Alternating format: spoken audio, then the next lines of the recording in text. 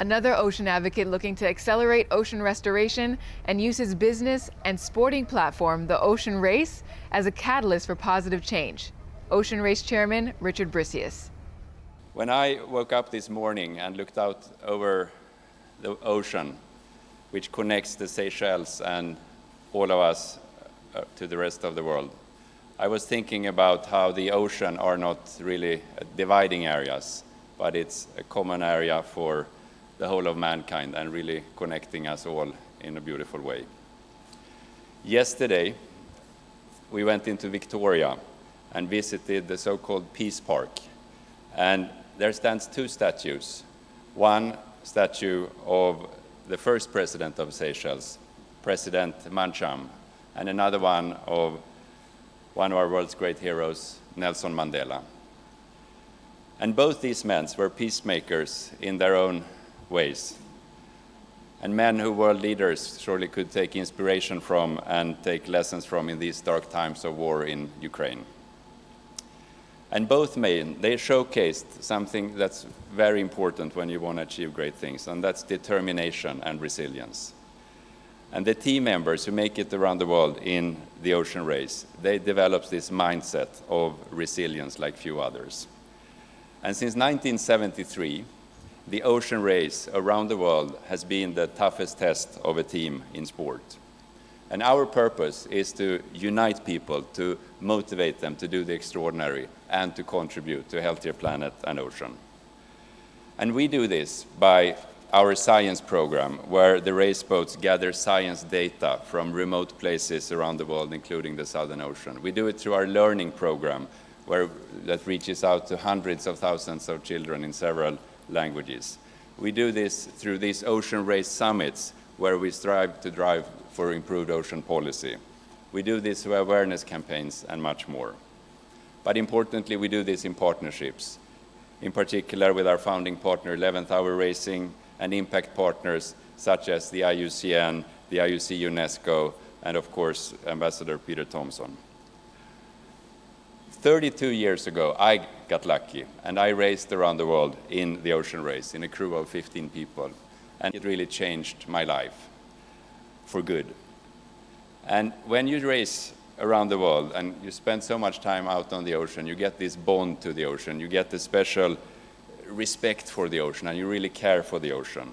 And you understand that the ocean is our #1 life support system on this planet. But we all know horrible things are happening to the ocean. There are, for example, hundreds of dead zones around the world.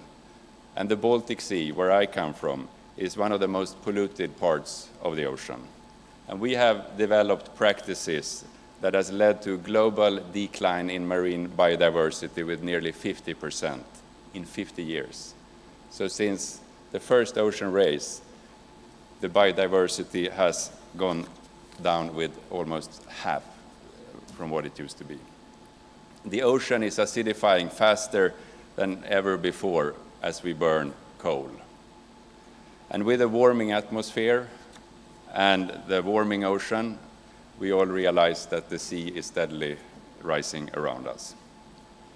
In sport, we like fair play, we like fair rules, but there is no fair play for the ocean. We don't have effective laws for the ocean.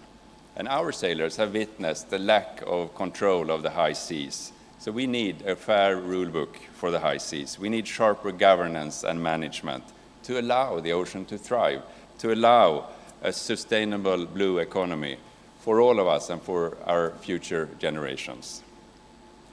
Many people around the world, unlike you Seychellians who are seeing the ocean every day, they see this vast amount of water and does not realize that it's the most advanced ecosystem on the planet.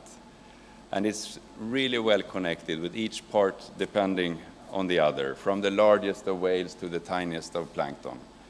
And we humans, we are part of this ecosystem. And the beauty is we actually come from this ecosystem. That's where we all came from once. And I feel that we are very privileged to be here today together. And it's our responsibility as ocean guardians to change this. to step up for the rights of the ocean, to step up for fair play for the ocean. Because, as Peter tells us, we can heal much of the harm that has been done to the ocean. And the UN Sustainable Development Goal, SDG 14, Life Below Water, must rise to the top of the global climate and biodiversity agenda. The United Nations World Charter for Nature acknowledges that nature shall be respected and its essential processes shall not be impaired. The International Union of Conservation, the IUCN, have committed to take action to implement nature's inherent rights and to live in harmony with nature. Therefore, we are working towards a Universal Declaration of Ocean Rights that outlines how we shall engage with the ocean. And if this is enabled, we'll see a paradigm shift when it comes to ocean conservation. And there is a plan, and we are very happy to share it with you. And there is a growing number of public and private institutions and individuals working behind this already since a long, long time.